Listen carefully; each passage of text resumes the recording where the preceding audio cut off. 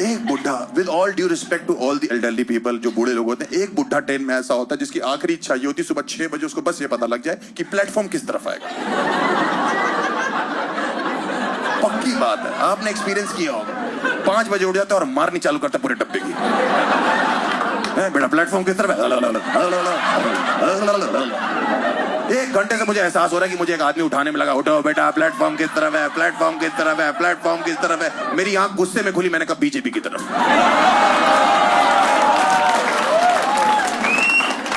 सब कुछ उनकी तरफ।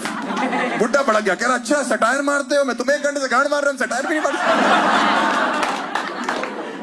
विद ऑल ड्यू रिस्पेक्ट, कुछ बुढ़े ऐसे होते जो चढ़ते ही ट्रेन में लौंडों के साथ केबीसी खेलने के लिए, इनके सवाल नहीं खत्म हो रहे ट्रेनों में, बगल में आके बैठ जाएंगे, और बेटा कहाँ रहते हो, मैंने अंकल घर पे, कह रहा घर पे तो हम भी रहते हैं, मैंने कहा अच्छा दिखते तो नहीं। बेटा ये ट्रेन कहाँ कहाँ रुकेगी, मैंने इसको रोको दादाजी को, ट्रेन से आगे निकल गया ये, क्यों जानना है आपको, जहां जहां ड्राइवर ब्रेक मार देगा। कह रहा ये तो बहुत ही घटिया जवाब दिया आपने, तो आपके सवाल कौन सा नासा हेडक्वार्टर से आ रहे भाई। दादाजी ने टिंडर डाउनलोड कर रखी थी भाई। मैंने कहा ये क्या है, कह रहा बेटा आपको नहीं पता, इसमें तुम लड़कियों को दोनों तरफ धक्का दे सकते।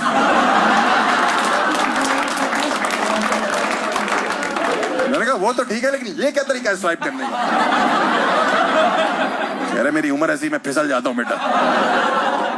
बकवास ना करो मेरे से।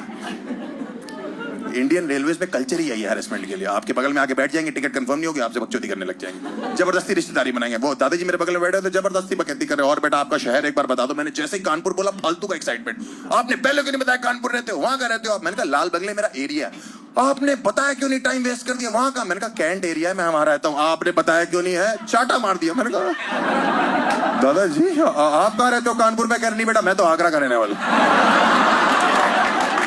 तो ताजमहल के सबसे पुराने ईंटें, मेरी बात सुनियो, इतनी देर से कानपुर कानपुर क्यों खेला। कह रहे बेटा बात करते करते 6 घंटे का सफर 3 घंटे लगता है। मैंने कहा दादाजी मार खाते खाते यही सफर 12 घंटे लगा। कह रहे मैं तुम्हारे दादा की तरफ मारोगे मुझे। मैंने कहा मर गए मेरे दादाजी। कह रहा ओ बीमार थे। मैंने कहा नहीं बच्चों